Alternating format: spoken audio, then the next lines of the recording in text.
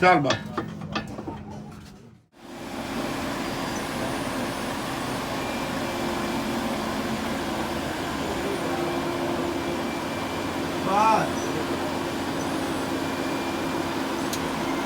Side तो हिलाओ यार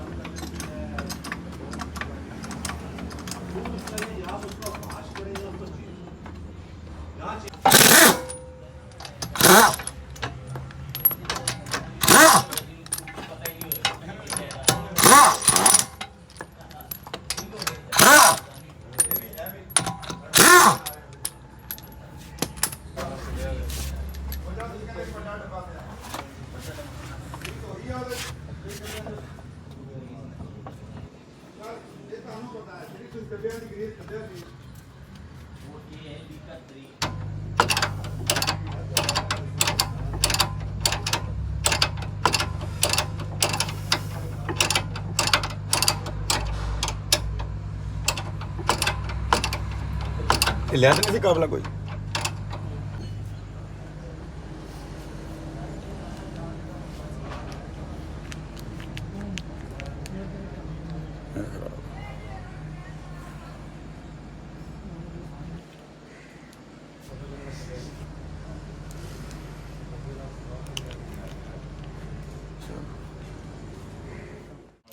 ये देखें दोस्तों, ये है प्रियस फिश शेप की वेल्डिंग का। ये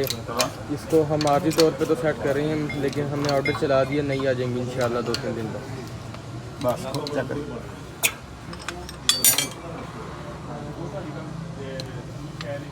बिल्कुल सही हो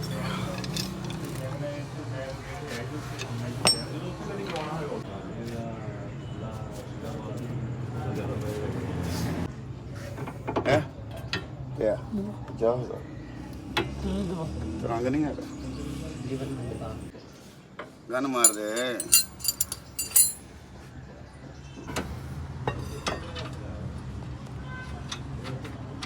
लग गया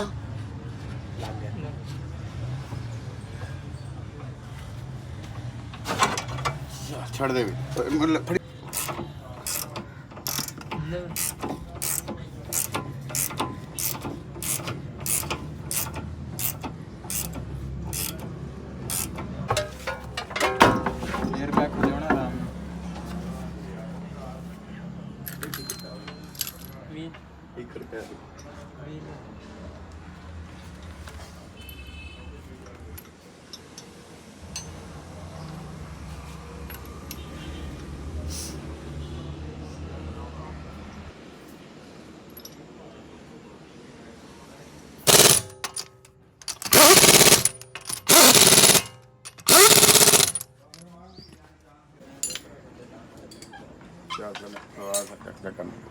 चलो